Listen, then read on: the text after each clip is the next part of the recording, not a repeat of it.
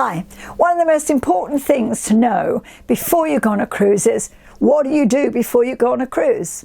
This video is going to give you a bunch of tips of things you need to consider before you cruise. So you can make a list of this stuff and then make sure you tick it off as you go, because all of these things are important.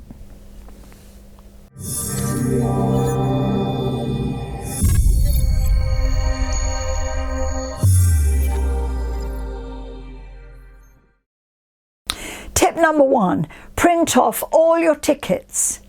And in fact, on some tickets you've got several pages, and all the back pages are all kind of the same, so you can just print once and then print the fronts for the rest of the people in thing. But print off your tickets for your flights, for your cruise, for your transfers and all that kind of stuff. Keep your tickets in an accessible place. My husband uses this, and he's very organised. I don't do anything to do with it, but inside you can see, I don't know if you can see, he's got little labels. He's got a label there for flights, transfers, cruise tickets, passports, and travel insurance. So everything is there. So when we get to the airport, he pulls this out, takes the tickets out for the airport. When we get to the other end, he's got the transfer tickets, the car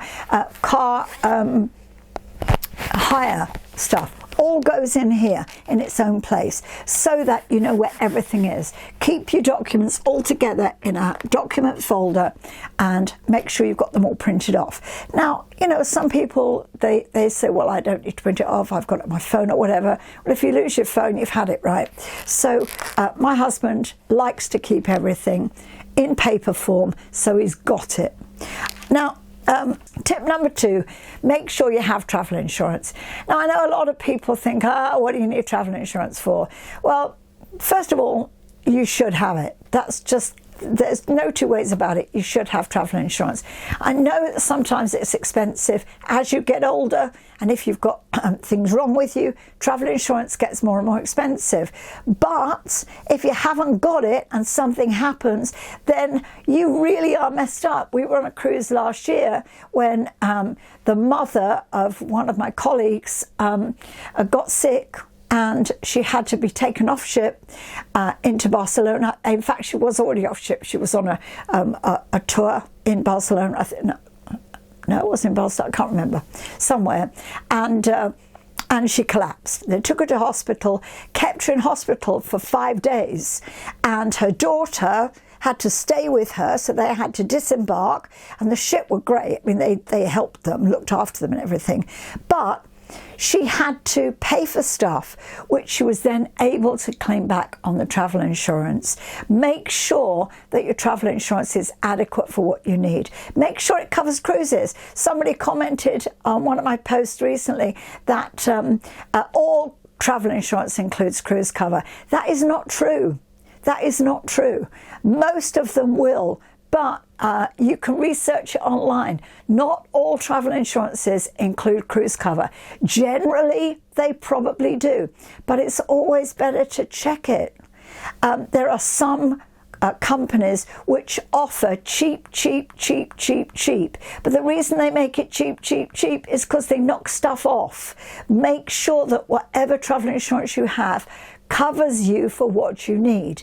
Really, really important. And print off the document and keep it with you. My husband has both of our documents. I have private medical, which includes world travel, so I have travel insurance included in my private medical. He has all those documents printed off alongside his travel insurance in that folder, so that we know it's there. So tip number two, make sure you have travel insurance and make sure it's correct. And if you have problems, if you've got the paperwork and you have problems, then know that travel insurance companies are regulated by the Financial Conduct Authority. So you can go to the Financial Ombudsman and chase up on them. Tip number three, before you cruise, check your passports. I know, right? Let's face it, they last 10 years in this country, so it creeps up on you. Make sure you know where they are. I've had people at the last minute just going, I can't find my passport, I can't find my passport. Get your passports. Usually when you book, you have to put your passport number in. When you give it to your travel agent, you have to give them your passport, a copy of your passport sometimes. So, but make sure that you've got your physical passport and put it in that folder weeks before so you know. But also check you've got at least 6 months left, because some countries they won't let you go to unless you've got 6 months left on your passport. So check that out. Doesn't matter if you've got 8 months left and by the time you cruise you've got 6 months left. You can get another passport before you go, and they'll just add that onto your passport time. So instead of it finishing its time and starting again, they'll just give you the 10 years and 6 months or whatever it is. So you can do your passport early, but better do it than not. Just make sure you keep your passport in a safe place. A friend of mine recently, her dog chewed up her passport just before she was going to go on a cruise. And so, you know, that was it. She couldn't go because no passport. Dog chewed it up day before. Do not put it where the dog can get it. Put it into a plastic folder like that. Keep that folder somewhere where you know where to find it, and have all your stuff together in there. So passport, make sure it's up to date. Make sure you've got at least 6 months left on it, and make sure you know where it is. Now, what about visas? Tip number 4 is make sure you get the correct visas. Now, you won't always need a visa. When you go to the US, you need to get an ESTA. That can be done online. Now, a big tip here for both visas and ESTAs: do not go to the sites that are advertised. Do not go to the sites that the travel agents give you. Go directly to the American government site for ESTAs. If you go through an agent site, you will pay, and you don't need to. It's so simple to do. Go to the American government site and do your visa, your ESTA online. You don't even need to print your ESTA off these days, although my husband usually does and has it in his green folder, but you don't need it. It's your passport. It's registered with your passport online these days. So you used to have to print it, now you don't.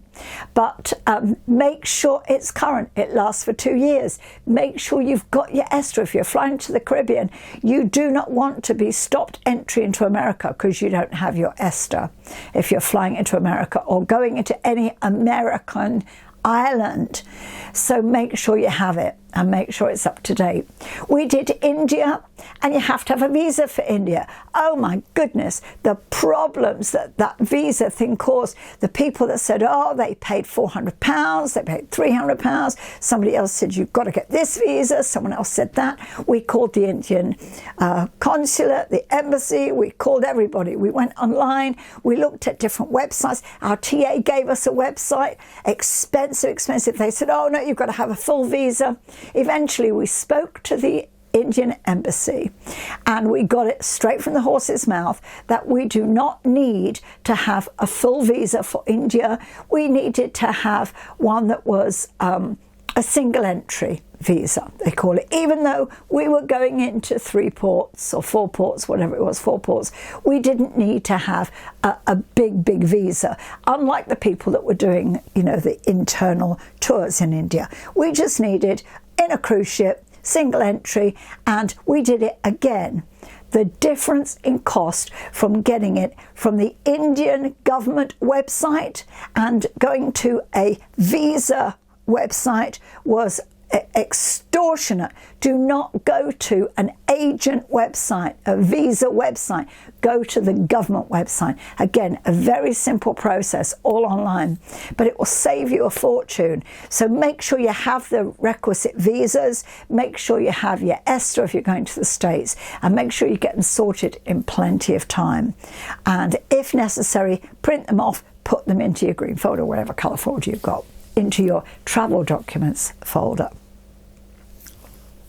Tip number 5, make sure that you've got enough medication with you.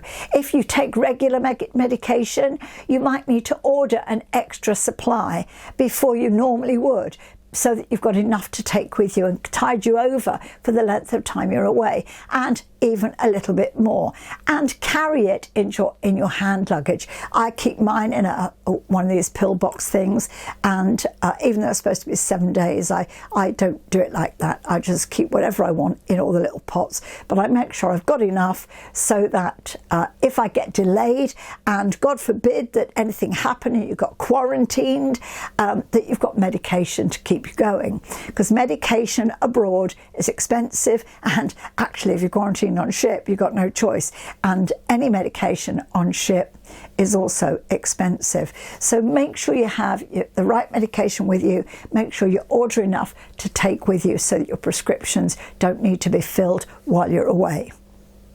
Tip number 6, buy your suntan lotion and your after sun and anything like that before you go, because it's expensive on ship.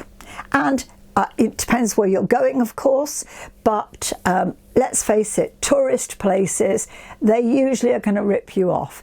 If you have access to, a nice little supermarket in the back streets of somewhere and you can get it cheap, great. But buy it before you go. We usually buy ours whenever we see a deal. We just keep stocks of it so that it's there when we're going away. I believe after sun is more important even than suntan lotion, so I make sure I'm stocked up with after sun, and if I go into any of the stores that stock it and I see a deal, I buy it.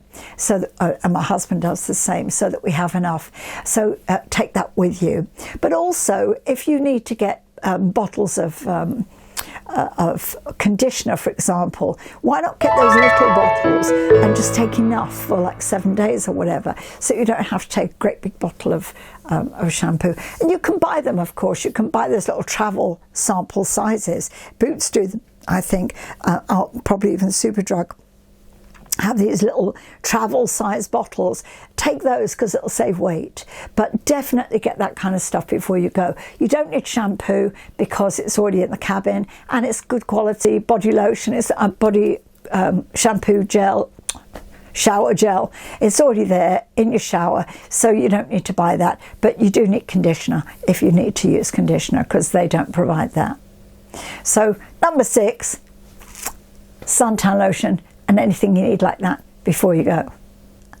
Another tip 7, is get some scales that weigh your luggage, because when you're going on a plane, you need to make sure that your luggage isn't overweight, because sometimes they let it go, sometimes they're fine, but sometimes they will just have you unpacking your suitcase in the middle of an airport to take out the 2 kilo that you're overweight. So better to make sure that you're not. And we bought some scales, and I have a whole video on that if you want to check out the site on the scales to buy that we got, that we weigh our scales, we weigh our suitcases before we go. But one of the things you need to do is leave space for your wash kit. If you're going to keep your wash kit out, say you're staying in a hotel overnight, for example, so you want your wash kit in hand luggage, so you've filled your cases. Now you're going to take a little suitcase to the hotel, so you've got your overnight stuff. You need to leave enough space, weight, in your main suitcase, so that when you go back down to your car or whatever, you can put those the wash kit into your main luggage, because you can't take it on board. You can't take it on a hand luggage because of the restrictions of liquid and so on. And God forbid if you took a razor, I don't know what would happen. But anyway, so make sure that you leave enough weight. I usually have a little bit of makeup that I leave out that I don't need to take with me. So I kind of have a little bit just for overnight, and I try to keep out as little as possible for my overnight stuff, so that I don't have a lot of weight to put in. But it's just making sure. There's nothing worse than, you get to the airport and think, oh my goodness, I've still got to fit this in, or get down to the car and think, oh, how am I going to get this in now? So that's a good tip. So tip 7 was pack and weigh with scales you can take with you, so you can use them to do the same at the other end, their hand scales. And tip 8 was leave space for anything you need to add to your luggage. Tip 9, if weight is a consideration for you, consider buying the extra light suitcases. You can get suitcases that weigh like 2 kilos or something. We didn't until our old suitcases were old, and then when we replaced them with extra light ones, which gives me a couple pairs extra shoes. But it's again worth considering before you go. Obviously, it's too late after you've gone, right? But something to think about. Tip number 10. If you're travelling by car, whether to the airport or down to the port, you need to book your car parking, and you need to consider how you're going to do it and the cost of it. You might want to consider going by train. There are some airports, for us, we live in Lincoln, and we can go from Lincoln to Stansted. If you book far enough in advance, you can go from Lincoln to Stansted for very little. I mean, and it takes you right to the airport and coming back again.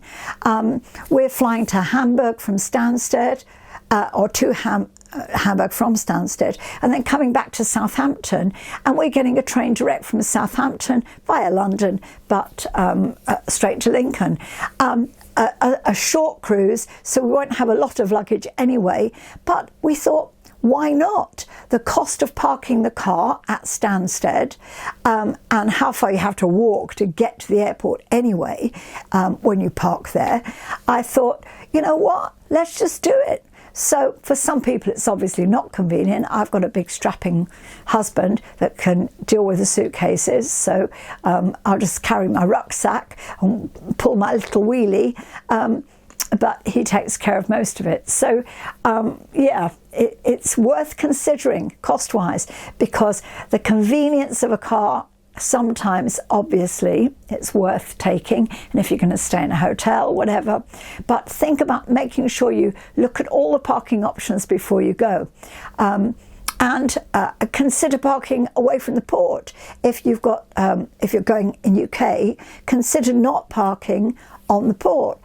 Park off port, because it will be a lot cheaper, and then just pick up a cab to get you to port, or they might even provide you with transportation from the parking area to the port. Always worth considering. Good old Google. Go on Google and also go on forums on Facebook and ask questions. Any cruise forum, there's a bunch of people that have done what you're going to do, and they will give you lots and lots of advice. What they've done, what their experience was, what they paid for it. Great tip right there. That should have been another tip on its own. Go onto Facebook forums and ask questions. Get information from people that have been there and done it. And do subscribe to the channel, share it with your friends, give me a thumbs up for a like, and hit the notification bell if you want to know when I'm posting again. I'm Jen Obridge, I'm the Cruise Queen. Thanks for joining me. Join me next time. I'll see you soon. Bye.